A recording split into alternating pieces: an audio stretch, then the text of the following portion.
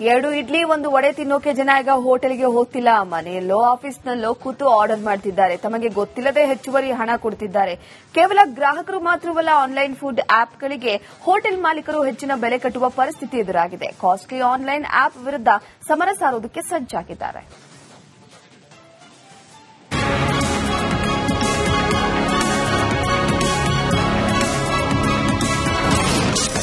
Online food delivery ವಿರುದ್ಧ ಸಮರ.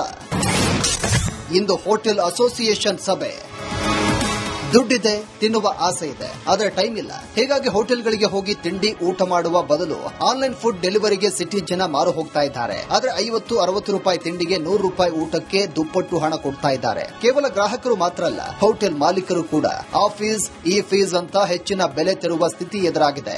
Online food delivery ಆಪ್ಗಳ ಈ ಕಾಸ್ಟ್ಲಿ ಆಟಕ್ಕೆ ಬ್ರೇಕ್ ಹಾಕಲು ಬೆಂಗಳೂರು ಹೋಟೆಲ್ ಅಸೋಸಿಯೇಷನ್ ಪ್ಲಾನ್ ಮಾಡಿದೆ.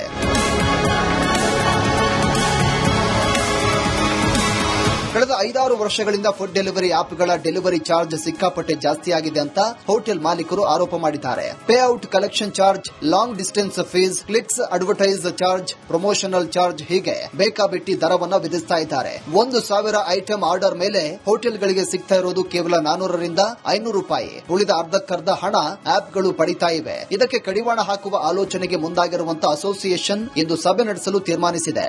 ಸ್ವಿಗ್ಗಿ ಡೆಲಿವರಿ ಆಪ್ನವರು ಬಹಳಷ್ಟು ತೊಂದರೆ ಕೊಡ್ತಾ ಇದ್ದಾರೆ. ಗ್ರಾಹಕರ ಮೇಲೂ ಹೆಚ್ಚಿಗೆ ಹೊರೆ ಆಗ್ತಾರೆ, ಅದರ ಜೊತೆಗೆ ಮಾಲೀಕರಿಗೂ ಹೊರೆ ಆಗ್ತಾರೆ.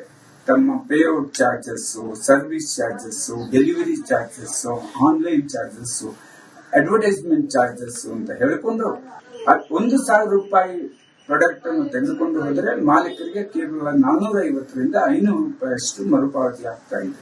ಇದು ಬಹುದೊಡ್ಡ ಅನ್ಯಾಯ ಆಗ್ತಾ ಇದೆ. ವಿಶೇಷವಾಗಿ ಮಧ್ಯಮ ಹೋಟೆಲ್ಗಳಿಗೆ ಇನ್ನಷ್ಟು ಹೆಚ್ಚಿಗೆ ಹೊರೆ ಆಗ್ತದೆ.